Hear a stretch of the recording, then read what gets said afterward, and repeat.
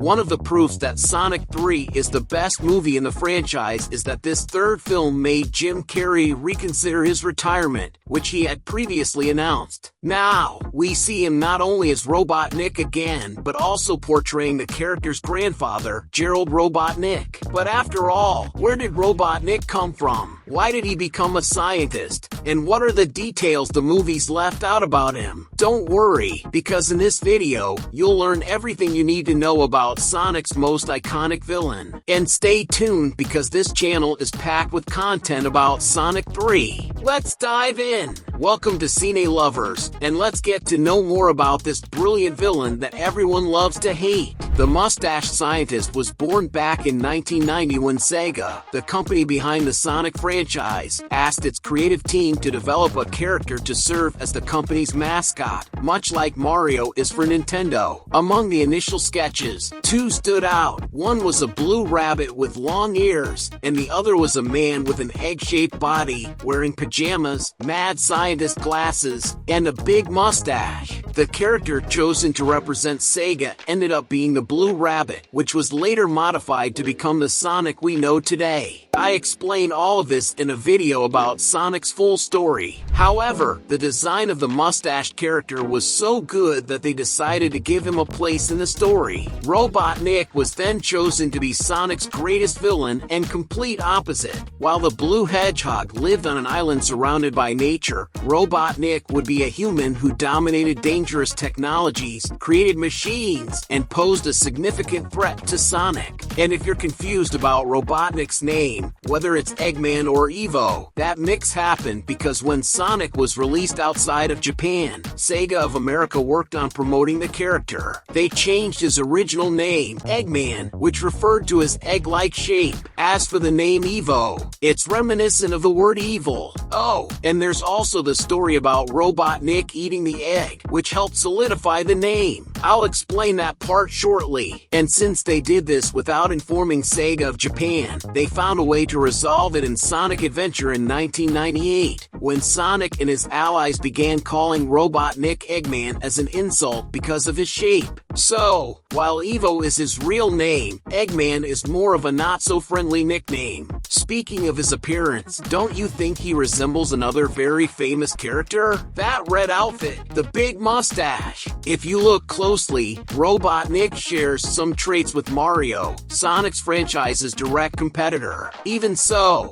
Sega insists it's just a coincidence, nothing intentional. But what do you think? Could it have been Sega's subliminal way of saying that the evil Mario would always lose to Sonic? And Robotnik definitely knows about being evil. His invention that came closest to defeating Sonic was Metal Sonic. This robotic copy of the Hedgehog matched Sonic's speed and agility, forcing him to outdo himself when being chased. Although Metal Sonic lost the battle against his flesh and blood rival, Robotnik never abandoned him. He constantly rebuilds the robot, making modifications along the way. Speaking of Metal Sonic, if you've already seen Sonic 3, click on this video to understand the movie's ending and what's coming next. You know what I mean. Sonic is too fast to be defeated by either of them, but even faster is how quickly your finger can hit the like button. That way, I can keep bringing you videos about your favorite movies. And don't forget to subscribe because there's a flood of Sonic 3 content here on Cine Lovers. Now, Robotnik's stubbornness with Metal Sonic brought several consequences for him. In one of those comebacks, he was betrayed by the robot, which used the scientist's technologies to take over the world on its own.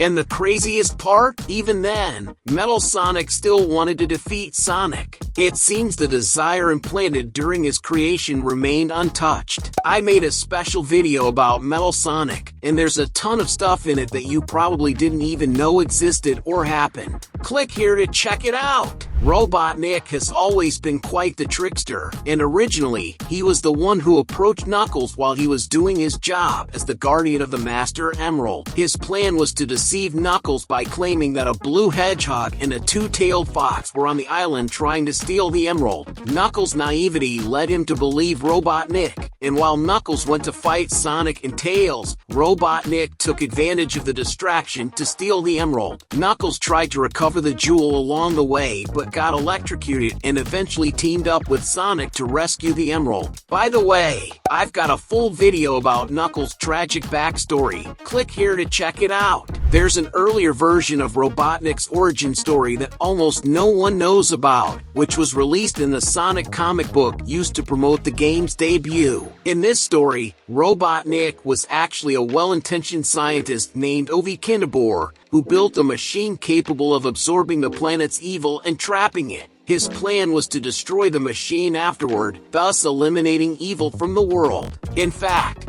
Kindabor and Sonic were already friends after the hedgehog dug a hole in the ground and ended up in the scientist's lab, where Kindabor even conducted speed tests with Sonic's help. But while they were in the lab together, a bizarre accident occurred, causing all the world's evil contained in the machine to hit the scientist directly. And the egg Robotnik was eating at the time fused with his appearance, giving him the round shape we know today. Eggman, of course, someone with all the world's evil accumulated inside them, would project their anger onto whoever was nearby, and unfortunately for Sonic, he was the closest target. And if you read the scientist's name, Ovi Kindabor, backward, it spells Evo Robotnik. If you haven't hit the like button on this video after hearing that, you're definitely missing out. In addition to being a brilliant scientist and a master at creating robots and deadly equipment, Robotnik's greatest achievement was what he did to the moon. A reference to this,